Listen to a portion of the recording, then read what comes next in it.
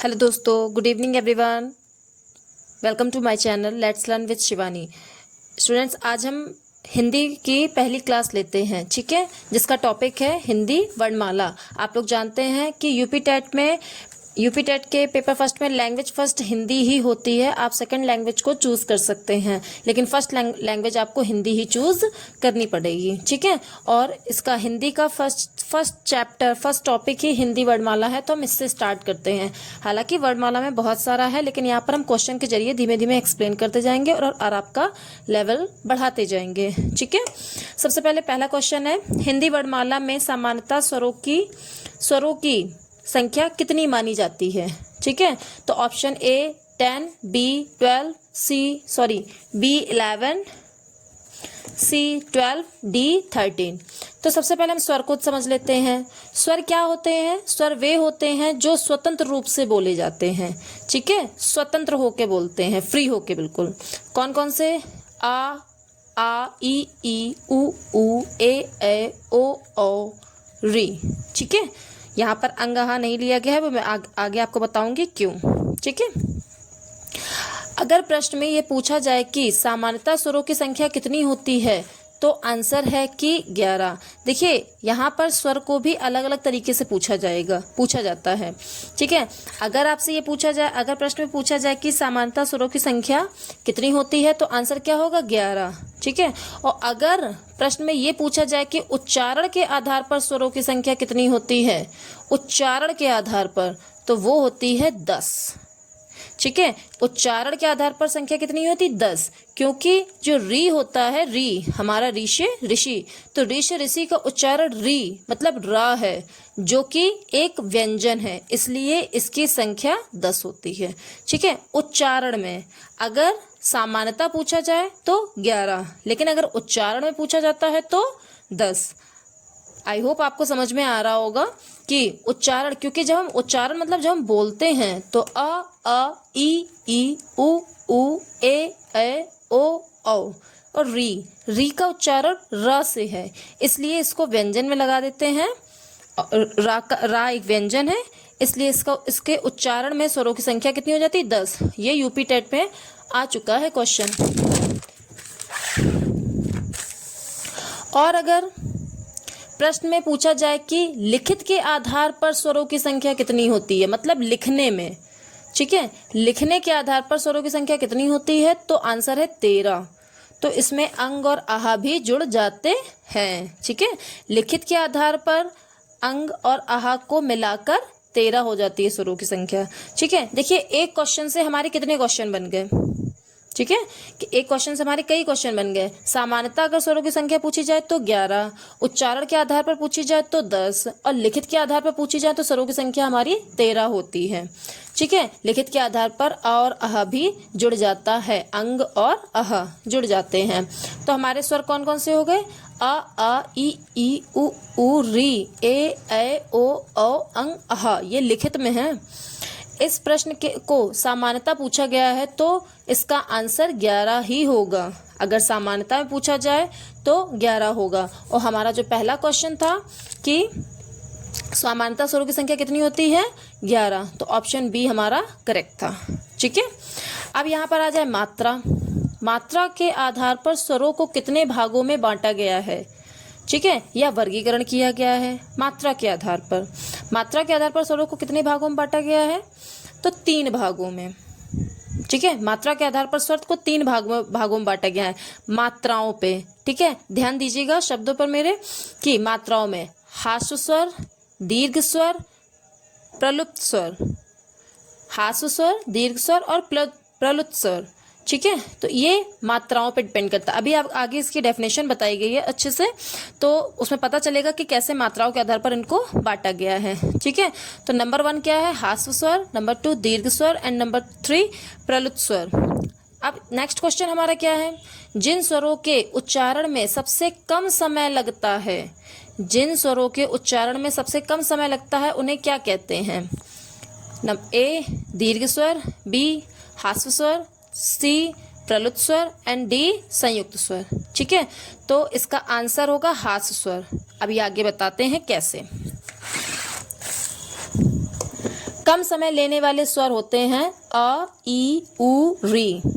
जो स्वर बोलने में कम समय लगता है, जिन स्वरों को बोलने में कम समय लगता है वो होते हैं अ, ई, उ, री। सिर्फ 4।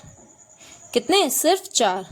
और ज़्यादा समय लेने वाले स्वर बड़ा आ, ई, उ, ए, ओ, औ। ठीक है, ज़्यादा समय लेने वाले स्वर ये होते हैं। ठीक है, अब जिन स्वरों में ज़्यादा समय लगता है उसे दीर्घ स्वर कहते हैं। ठीक है, जिन स्वरों को बोलने में ज़्यादा समय लगता है उन्हें क्या कहते हैं? दीर्घ स्वर कहते हैं। जिस स्वर के उच्चारण में कम समय लगता है उसे ह्रास्व स्वर कहते हैं। जिन स्वरों के उच्चारण में कम समय लगता है उसे ह्रास्व स्वर कहते हैं। यही हमारा क्वेश्चन था कि जिन स्वरों के उच्चारण में सबसे कम समय लगता है उन्हें क्या कहते हैं, तो उसका आंसर क्या हो गया? ह्रास्व स्वर। क्यों? ह्रास्व स्वर का दूसरा नाम, मतलब ह्रास्व स्वर के कई नाम हैं। लघु स्वर, एकमात्रिक स्वर, मूल स्वर। ठीक है, ह्रास्व स्वर को लघु स्वर, एकमात्रिक स्वर, मूल स्वर के नाम से भी जाना जाता है। ठीक है, तो ये हो गया इसका मेन। अब इसी से सेकंड क्वेश्चन है दूसरा, क्वेश्चन नंबर 3। ह्रास्व स्वर की संख्या कुल कितनी होती है? अब इसमें यहाँ पे पूछा कि ह्रास्व स्वर की संख्या कितनी होती है, तो मैंने आपको भी ऊपर बताया था यहाँ पर कम समय लेने वाले स्वर आ, ई, उ, री। ठीक है, तो ये कितने हैं? 4। सिंपल। ह्रास्व स्वर की संख्या कुल कितनी होती? तो ह्रास्व स्वर की संख्या कुल 4 होती है। ह्रास्व स्वर की संख्या कितनी होती है? 4। अब नेक्स्ट क्वेश्चन, निम्नलिखित में कौन सा समूह केवल ह्रास्व स्वरों का है? यहाँ पर आपको ऑप्शन में 4 ग्रुप्स दिए गए हैं। इसमें ये बताना है कौन सा ग्रुप ऐसा है जो सिर्फ ह्रास्व स्वर का है। तो फर्स्ट क्या है? आ, ई, उ, री। सेकंड क्या है? आ, ई, उ, ए। थर्ड क्या है? ए, ओ, औ। आ, ई, उ, ओ। तो देखिए बी नंबर ऑप्शन में आ, इसमें ज़्यादा समय लग रहा है, ये दीर्घ स्वर है। ई, ये भी दीर्घ है। उ, ये भी दीर्घ है। ए, ये भी दीर्घ है। ठीक है, यहाँ पर भी ए दीर्घ है, ए दीर्घ है, ओ, औ ये दीर्घ है। यहाँ पर भी ई सिर्फ ह्रास्व स्वर है, लेकिन ये वाला जो हमारा क्वेश्चन ए ऑप्शन जो है आ, ई, उ, री, ये हमारा करेक्ट ऑप्शन है। ठीक है, तो ऑप्शन सी आ, ई, उ, री करेक्ट है। ओके, अब हमारा नेक्स्ट क्वेश्चन क्या है? निम्नलिखित में से कौन सा ह्रास्व स्वर है? देखिए यहाँ पर आंसर लगभग सेम निकलते हैं। ठीक है, इनसे मिलते जुलते, लेकिन क्वेश्चन को अलग अलग तरीके से पूछा जाता है और ये सारे ही क्वेश्चन बहुत इंपॉर्टेंट है। ठीक, तो निम्नलिखित में से कौन सा ह्रास्व स्वर है? आ, ई, उ, ए। तो आपको यहाँ पे पढ़ने से समझ में आ रहा होगा, जिसमें कम समय लगता है वो हमारा ह्रास्व स्वर होता है। आ, इसमें ज़्यादा समय लगता है। ई में ज़्यादा समय लगता है। उ, इसमें कम समय लगता है। तो हमारा ह्रास्व स्वर क्या है? उ। ठीक है, तो ऑप्शन सी उ करेक्ट है। ठीक, ऐसे ही नेक्स्ट क्वेश्चन क्या है? री किस प्रकार का स्वर होता है? जो री है वो किस प्रकार का स्वर है? दीर्घ स्वर है, ह्रास्व स्वर है, प्रलुत स्वर है या संयुक्त स्वर है? यहाँ पर अभी हमने आपको दीर्घ स्वर और ह्रास्व स्वर बताया है, प्रलुत और संयुक्त स्वर नहीं बताया है। ठीक है, अब इसके आगे पढ़ेंगे। तो री जो है वो हमारा ह्रास्व स्वर है। क्यों? क्योंकि इसको बोलने में बहुत ही कम समय लगता है। ओके, तो ऑप्शन बी ह्रास्व स्वर करेक्ट है। ठीक, ऐसे ही क्वेश्चन नंबर 7, जिस स्वर के उच्चारण में 3 गुना से अधिक समय लगता है, 3 गुना से अधिक समय लगता है उसे क्या कहते हैं? जिस स्वर के उच्चारण में 3 गुना से अधिक समय लगता है तो उसे क्या कहते हैं? ह्रास्व स्वर, दीर्घ स्वर, प्रलुत स्वर या संयुक्त स्वर? तो हमारे यहाँ ऑप्शन तो प्रलुत स्वर है। ठीक है, अब देखते कैसे। देखो दीर्घ स्वर की डेफिनेशन, इसकी संख्या सामान्यतः 7 होती है। दीर्घ स्वर के कितने होते हैं? 7। ठीक है, आ, ई, उ, ए, ओ, औ। कोई छूट तो नहीं गया? 1 2 3 4 5 6 7 सही है। आ, ई, उ, ए, ओ, औ दीर्घ स्वर है। दीर्घ स्वर में ह्रास्व स्वर से दोगुना समय लगता है। दीर्घ स्वर में हास्य स्वर से दुगना समय लगता है और इसे द्विमात्रिक स्वर भी कहते हैं। इसमें दो मात्रा होती हैं, ठीक है, इसलिए इसे द्विमात्रिक स्वर कहते हैं। जैसे हमारा बड़ा आ है तो बड़ा आ हमारा आ प्लस आ से मिलकर बना होता है, इसलिए इसे द्विमात्रिक स्वर भी कहते हैं, ठीक है। हमारा प्रलुत स्वर जो है वो तीन गुना समय लेता है क्योंकि ये त्रिमात्रिक स्वर है। ये स्वर 3 गुना से अधिक समय लेते हैं, इसे त्रिमात्रिक स्वर भी कहते हैं।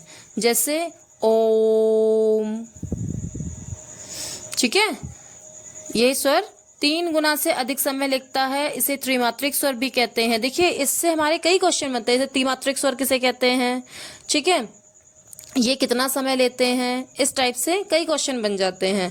तो अब याद रहेगा आपको, आई होप आप सभी को याद रहेगा कि ये स्वर 3 गुने से अधिक समय लेते हैं, इसे त्रिमात्रिक स्वर भी कहते हैं।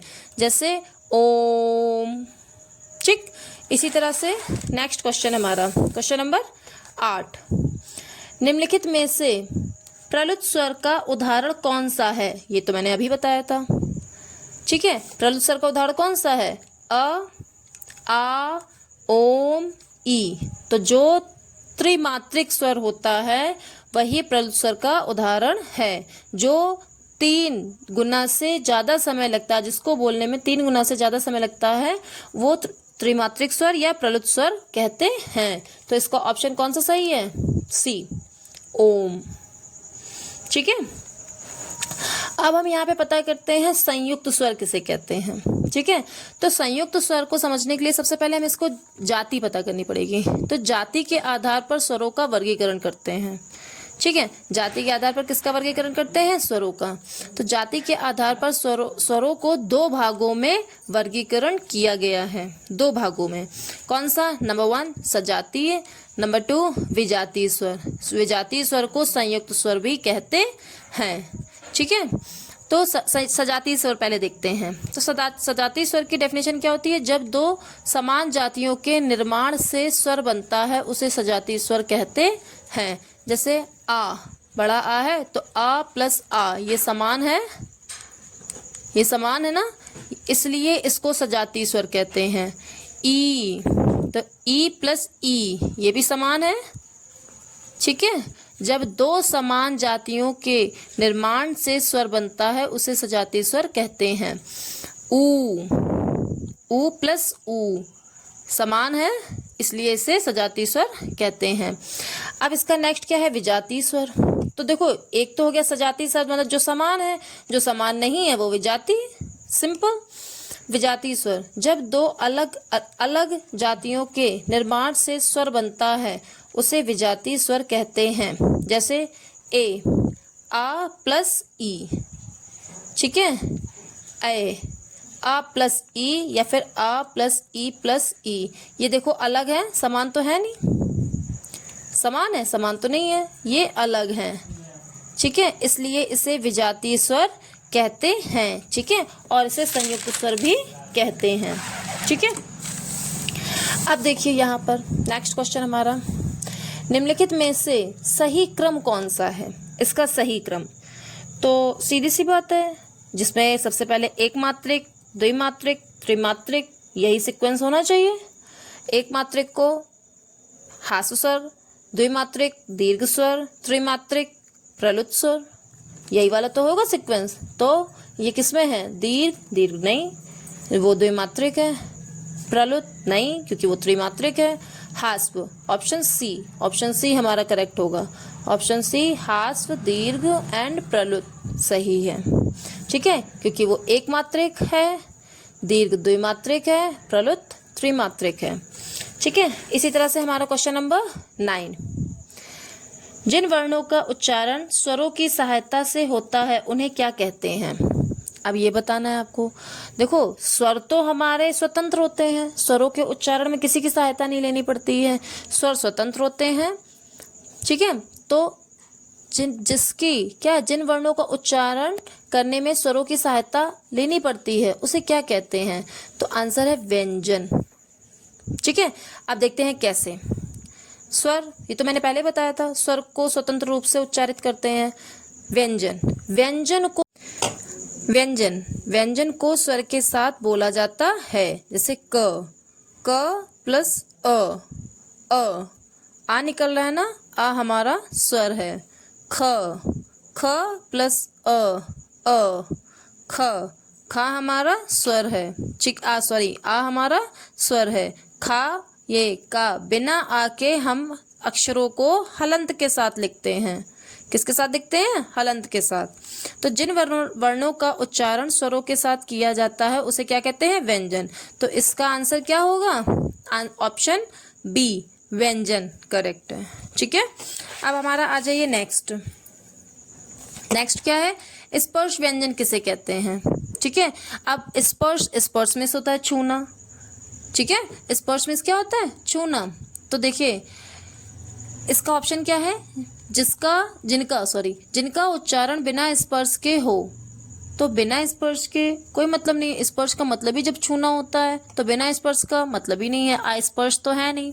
बी नंबर ऑप्शन क्या है? जिसके उच्चारण में जीवा मतलब जीभ, जीवा का मतलब जीभ, मुख के किसी भाग को स्पर्श करती है। जिसके उच्चारण में जीभ हमारी मुंह के किसी भी भाग को स्पर्श करती है। या ऑप्शन सी, जो केवल नाक से बोले जाते हैं, नहीं। या जो केवल होठों से बोले जाते हैं, बिल्कुल नहीं। तो इसका ऑप्शन बी करेक्ट है, जिसके उच्चारण में जीवा मुख के किसी भाग को स्पर्श करती है, करेक्ट है। ठीक है, तो देखो व्यंजनों की संख्या कितनी होती है? व्यंजनों की कुल संख्या 33 होती है। ठीक है, व्यंजनों की कुल संख्या कितनी होती है? 33। अभी हम बताएंगे स्पर्श व्यंजन के बारे में, स्पर्श व्यंजन के बारे में हम बहुत अच्छे से एक्सप्लेन करेंगे। रुकिए एक मिनट। अब देखिए स्पर्श व्यंजन की संख्या कितनी होती है? स्पर्श व्यंजन की संख्या 25 होती है। कैसे? ठीक है, स्पर्श व्यंजन की संख्या कितनी होती है? 25। अब देखिए व्यंजन के प्रकार, व्यंजन कितने प्रकार के होते हैं? व्यंजन 5 प्रकार के होते हैं। स्पर्श व्यंजन, वर्गीय व्यंजन भी कहते हैं इसको। स्पर्श व्यंजन का दूसरा नाम क्या है? वर्गीय व्यंजन। नंबर 2 अंतस्थ व्यंजन। नंबर 3 ऊष्म व्यंजन। नंबर 4 संयुक्त व्यंजन। नंबर 5 उत्क्षिप्त व्यंजन। ठीक है, इसी तरह से सबसे पहले देखो हम देखते हैं स्पर्श व्यंजन। तो देखो स्पर्श व्यंजन को समझने का, याद करने का एक तरीका है, एक फॉर्मूला है। क्या है? कचट तप। ठीक है, ये इसका फॉर्मूला है, ये वर्गों को बताता है। कचट तप। ठीक है, ये स्पर्श व्यंजन होते हैं। इसको देखो डिटेल में। का वर्ग, चा वर्ग, टा वर्ग, ता वर्ग, पा वर्ग। तो का वर्ग में क्या होते हैं? क ख ग घ च छ ज झ। चा वर्ग में च छ ज झ। टा वर्ग में ट ठ ड ढ। ता वर्ग में त थ द ध न। पा वर्ग में प फ ब भ म। ठीक है, ये हमारे हो गए स्पर्श व्यंजन, जो कितने हैं? 25। कितने हैं? 25। यहाँ पर इस क्वेश्चन में पूछा गया था कि स्पर्श व्यंजन की संख्या कितनी होती है, तो आंसर कितना आया था? 25। वो यही है, ये कचट तप फॉर्मूला है इसका। तो इसको हम इस तरह से याद कर सकते हैं। का वर्ग, चा वर्ग, टा वर्ग, ता वर्ग, पा वर्ग। ये टोटल कितने हैं? 25। नेक्स्ट हमारा अंतस्थ व्यंजन। ठीक है, हम सारे व्यंजन को अच्छे से डिटेल में पढ़ रहे हैं। अंतस्थ व्यंजन, इनकी संख्या कितनी होती है? 4 होती है। अंतस्थ व्यंजन कितनी संख्या होती है? 4। य, र, ल, व। ये है हमारे अंतस्थ व्यंजन। ठीक है, नेक्स्ट हमारा ऊष्म व्यंजन। ऊष्म व्यंजन किसे कहते हैं? जिसके बोलने पर गर्म हवा ज्यादा निकलती है, वे ऊष्म व्यंजन कहलाते हैं। इसे संघर्षी व्यंजन भी कहते हैं। ठीक है, ऊष्म व्यंजन के उदाहरण क्या है? श, श, श, ह। ऊष्मा निकल रही है, हवा निकल रही है मुंह से। श, श, श, ह। ठीक है, इसलिए इसे ऊष्म व्यंजन भी कहते हैं। ठीक है, नेक्स्ट है हमारा संयुक्त व्यंजन। संयुक्त व्यंजन किसे कहते हैं? जो व्यंजन 2 या 2 से अधिक व्यंजनों से मिलकर बने हैं। जो व्यंजन 2 या 2 से अधिक व्यंजन से मिलकर बने होते हैं उसे संयुक्त व्यंजन कहते हैं। इनकी भी संख्या 4 ही होती है। ठीक है, कौन कौन से? छ, त्र, ज्ञ, स्र, ये हैं संयुक्त व्यंजन। ठीक है, अब नेक्स्ट है हमारा उच्छिप्त व्यंजन। ठीक है, ये 2 ही होते हैं, ड़, ढ़। ठीक है, उच्छिप्त व्यंजन कितने होते हैं? 2 होते हैं, ड़, ढ़। ठीक, अब हमारा नेक्स्ट क्वेश्चन। अब नेक्स्ट क्वेश्चन देखते हैं। निम्नलिखित में से कौन सा स्पर्श व्यंजन नहीं है? ठीक है, निम्नलिखित में से कौन सा स्पर्श व्यंजन नहीं है? तो आप बता सकते हैं। का वर्ग तो है ही, का वर्ग, ता वर्ग, और माँ आ जाता है किसमें? पा वर्ग में। ठीक है, और य, तो हमारा स्पर्श व्यंजन कौन सा नहीं है? य, तो हमारा ऑप्शन डी य करेक्ट है। ठीक है, तो यह एक अंतस्थ व्यंजन है। ठीक, अब नेक्स्ट क्वेश्चन। हिंदी व्याकरण में आयोग वाहों की संख्या सामान्यतः कितनी मानी जाती है? देखो, हिंदी व्याकरण में आयोग वाहों की संख्या सामान्यतः कितनी मानी जाती है? तो सबसे पहले आप ये समझ लो कि हिंदी वर्णमाला किन किन चीज़ों से मिलकर बनी होती है। ठीक है, सबसे पहले यही समझते हैं कि हिंदी वर्णमाला किन किन चीज़ों से मिलकर बनी होती है। जैसे स्वर, व्यंजन, आयोगवाह, संयुक्त व्यंजन। ठीक है, स्वर, व्यंजन, आयोगवाह, संयुक्त व्यंजन, उच्छिप्त व्यंजन से मिलकर बनी होती है। ठीक है, हिंदी वर्णमाला ऐसे नहीं है, कई चीज़ों से मिलकर बनी होती है, जिसमें कि स्वरों की संख्या 11 होती है, व्यंजनों की संख्या 33 होती है, आयोगवाह की संख्या 2 होती है। कौन कौन से? अंग और आहा। आयोगवाह को का दूसरा नाम भी है। ठीक है, संयुक्त व्यंजन 4 होते हैं, उच्छिप्त व्यंजन 2 होते हैं, ड़ एंड ढ़, ढ एंड ड़। ठीक है, आया समझ में? आई होप आप सबको समझ में आ रहा होगा। और हिंदी लैंग्वेज को अच्छे से डिटेल में पढ़ने के लिए हमारे चैनल को सब्सक्राइब करें, लाइक करें वीडियो को और शेयर करें। ठीक है, और आपको सभी सब्जेक्ट के नोट, सारे सब्जेक्ट के नोट आपको मेरे टेलीग्राम चैनल पर मिल जाएंगे। ठीक है, चलिए अब नेक्स्ट हमारा क्वेश्चन है, अंग को क्या कहा जाता है? अंग को क्या कहा जाता है? स्वर कहते हैं, व्यंजन कहते हैं, आयोगवाह कहते हैं, या संयुक्ताक्षर कहते हैं? ठीक है, तो अभी अभी हमने पढ़ा था स्वर को क्या कहते हैं। ऑप्शन सी आयोगवाह। ठीक है, तो ऑप्शन सी आयोगवाह। तो देखो, अब अंग और आहा को दूसरा क्या कहते हैं? विसर्ग। पहले देखिए, विसर्ग। आहा को विसर्ग कहते हैं, जिसके उच्चारण करने के अंत में अह आता है उसे विसर्ग कहते हैं। ये अह, जैसे प्रातः, नमः, आहार है। ठीक है, अब अनुस्वार। ठीक है, जिसके उच्चारण के समय हम नाक से बोलते हैं। किससे बोलते हैं? नाक से। उसे हम अनुस्वार कहते हैं। जैसे चंदन, नंदन, पंकज, तो ये हमारा अंग क्या है? अंग। इसे अनुस्वार कहते हैं, आहा को विसर्ग कहते हैं, और इन दोनों को आयोगवाह कहते हैं। ठीक है, इसका आहा का दूसरा नाम विसर्ग, अंग का दूसरा नाम अनुस्वार, और इन दोनों को आयोगवाह भी कहते हैं। ठीक है, अगर इसको सिर्फ आयोगवाह ऑप्शन आता तो ऑप्शन वो भी सही है। इन आयोगवाह में ये दोनों आते हैं तो वो दोनों सही है। ठीक है, अब हमारा नेक्स्ट क्वेश्चन, ये हमारा लास्ट क्वेश्चन है। इसके बाद मैं आपको 2 क्वेश्चन दूंगी, वो आपको खुद करने हैं और उसके आंसर आप हमें कमेंट में बताएंगे। ठीक है, जरूर बताएंगे। तो देखिए, निम्नलिखित में से कौन सा कथन सही है? ए, हास्य स्वरों को में 2 मात्रा लगती हैं? नहीं, हास्य स्वर एक मात्रिक होते हैं, उसमें तो 2 मात्राएं नहीं लगती हैं, तो ये तो गलत हो गया। बी, दीर्घ स्वरों में 1 मात्रा लगती है? बिल्कुल नहीं, दीर्घ स्वरों में 2 मात्रा लगती है, इन्हें द्विमात्रिक शब्द कहते हैं, द्विमात्रिक शब्द भी कहते हैं। एंड सी, हास्य स्वरों के उच्चारण में कम समय लगता है, ये सही है। ठीक है। हास्य स्वर एक मात्रिक होते हैं, इनके उच्चारण में समय कम लगता है, तो ऑप्शन हमारा सी सही होगा। डी भी पढ़ लेते हैं। दीर्घ स्वर और हास्य स्वर समान होते हैं, बिल्कुल नहीं। दीर्घ स्वर 7 होते हैं, हास्य स्वर 4 होते हैं, और दीर्घ स्वर के उच्चारण में दुगना समय लगता है हास्य स्वर की अपेक्षा।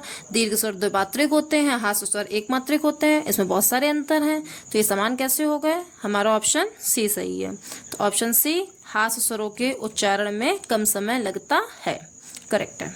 ओके, अब आपके ये जो 2 क्वेश्चंस हैं ये आपको होमवर्क के तौर पे दिए हैं, इसको आप खुद बताएंगे इसका आंसर और हमें कमेंट करेंगे। आंसर आप लोग जरूर कमेंट करिएगा, ठीक है। तो देखिए, जिन स्वरों में 2 मात्राएं लगती हैं उन्हें क्या कहा जाता है? ऑप्शन ए हास्य स्वर, ऑप्शन बी दीर्घ स्वर, ऑप्शन सी अल्प प्राण स्वर, ऑप्शन डी स्पर्श स्वर, ठीक है। और क्वेश्चन नेक्स्ट, अंतस्थ व्यंजनों की संख्या कितनी होती है? अंतस्थ व्यंजनों की संख्या कितनी होती है? 2, 3, 4 या 5? इसका आंसर आप लोग हमें कमेंट करेंगे। और हाँ, आपको हिंदी की हमारी क्लास कैसी लगी? तो अगर आपके लिए हेल्पफुल हो यूपी टेट एग्ज़ाम के लिए, तो आप चैनल को लाइक करिए, शेयर करिए, सब्सक्राइब करिए, ठीक है। और बेल आइकन को ज़रूर दबाइए कि ताकि आप हमारा नेक्स्ट वीडियो देख सकें। और हाँ, हमारा नेक्स्ट वीडियो हमेशा नेक्स्ट डे रात 8 से 9 के बीच में आ जाता है, ठीक है। और हमारे फ्री नोट्स लेने के लिए जो मैंने खुद से अपने हाथों से बनाए हैं, तो हमारे टेलीग्राम चैनल को भी फॉलो कर दें, आपको सारे नोट्स उस चैनल में मिल जाएंगे। Okay, bye bye, take care.